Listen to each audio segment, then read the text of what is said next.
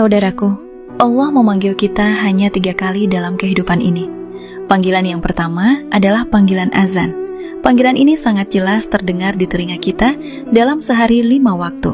Sangat mustahil tidak terdengar. Apalagi sekarang dalam satu pemukiman bisa lebih dari 1 masjid. Ketika azan berkumandang, suaranya saling bersahutan. Maka sungguh aneh ketika seorang muslim laki-laki yang sudah baligh tidak bersegera mendatangi panggilan tersebut. Terlebih jika rumahnya hanya beberapa langkah dari masjid. Karena cara menjawab panggilan Allah melalui azan adalah berhenti dari seluruh kegiatan, kemudian mempercepat langkah menuju masjid sebelum iqomah, atau segera bangun ketika sedang tertidur. Bahkan sangat tidak tepat ketika dalam suatu rapat hanya menjeda kegiatan untuk menyimak azan. Seharusnya seluruh aktivitas dihentikan dan bersama-sama mendirikan sholat berjamaah. Karena panggilan azan adalah panggilan paling mulia. Walaupun dikumandangkan oleh manusia, namun hakikatnya adalah panggilan Allah melalui muazin untuk mengumpulkan laki-laki dewasa ke masjid. Allah Ta'ala berfirman, "Wa idza nudiya lis-sholati min yaumil jum'ati fas'au ila dzikrillah wa dzarul bai'."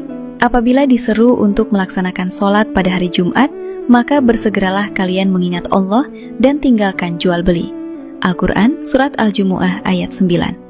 Ketika panggilan sholat datang, maka seluruh urusan dunia harus ditinggalkan. Rasulullah bersabda, "Man sami'an nida falam ya'tihi, fala sholatalahu illa min udrin." Barang siapa mendengar azan lalu tidak mendatanginya, maka tidak ada sholat baginya kecuali ada uzur. Hadis riwayat Ibnu Majah nomor 793. Peringatan yang tegas bagi yang selalu sengaja mengabaikan panggilan azan. Namun sangat disayangkan, masih banyak yang bersikap seolah tuli. Padahal jika direnungkan, setiap lafaz azan mengandung makna yang sangat dalam. Allahu Akbar. Maknanya, hanya Allah yang maha besar. Tetapi masih banyak yang menganggap urusan dunia lebih besar. Asyhadu alla ilaha illallah adalah pengakuan bahwa hanya Allah satu-satunya sesembahan. Namun masih ada yang menuhankan pekerjaan, keluarga, bahkan kenyamanan tidur.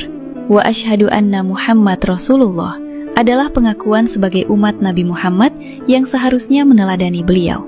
Hayya 'alas sholah adalah ajakan untuk sholat berjamaah, namun masih banyak yang lebih mencintai aktivitasnya. Hayya 'alal falah adalah ajakan menuju kemenangan, namun banyak yang kalah oleh nafsunya. Kemudian diulang kembali, Allahu Akbar, bahwa Allah lebih layak diprioritaskan. Dan ditutup dengan La ilaha illallah sebagai penegasan bahwa Allah adalah tujuan utama hidup. Tetapi semua itu sering berlalu begitu saja tanpa respon. Hingga iqomah dikumandangkan pun masih banyak yang tidak bergeming, sehingga masjid tetap sepi dan shaf hanya diisi beberapa orang saja.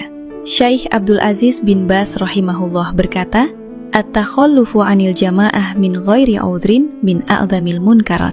Bahwa meninggalkan sholat berjamaah tanpa uzur termasuk kemungkaran besar. Majmu' Fatawa Ibnu Baz jilid 12 halaman 52. Namun Allah masih memberikan kelonggaran, tidak langsung menghukum, masih memberikan nikmat dan kebahagiaan meskipun manusia sering lalai. Tetapi balasan itu akan datang pada hari kiamat. Dan yang dikhawatirkan jika panggilan demi panggilan terus diabaikan, maka akan datang peringatan yang bersifat memaksa, na'udzubillah. Panggilan kedua adalah panggilan untuk menunaikan haji atau umroh. Panggilan ini bersifat halus. Allah memanggil hambanya dengan cara yang berbeda-beda. Ada yang tiba-tiba dimudahkan rezekinya. Ada yang tidak merencanakan namun akhirnya berangkat. Ada yang merencanakan dan dikabulkan.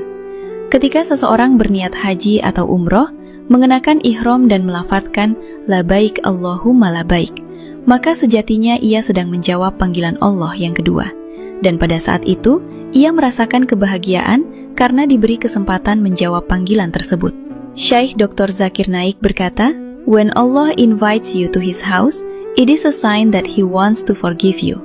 Ketika Allah mengundangmu ke rumahnya, itu tanda bahwa Dia ingin mengampunimu. Panggilan haji dan umroh adalah bentuk kasih sayang Allah kepada hambanya. Imam An-Nawawi rahimahullah berkata, "Al-hajj da'watun minallah li'ibadihi." Haji adalah panggilan dari Allah kepada hamba-hambanya, sehingga siapa yang mendapatkan kesempatan tersebut, maka ia sedang dimuliakan. Kitab Al-Idah fi Manasikil Hajj, halaman 7. Adapun panggilan yang ketiga adalah kematian. Panggilan ini pasti datang dan tidak bisa ditolak. Tidak ada tanda yang pasti kapan datangnya, tidak bisa ditunda dan tidak bisa dihindari. Ketika panggilan ini datang, maka tidak ada lagi kesempatan kecuali menjawab dengan amal soleh yang telah dilakukan selama hidup. Berbeda dengan panggilan pertama dan kedua yang sering diabaikan. Panggilan kematian tidak memberi ruang untuk menolak, sehingga siapa yang tidak mempersiapkan diri, maka ia akan menyesal. Wallahul musta'an.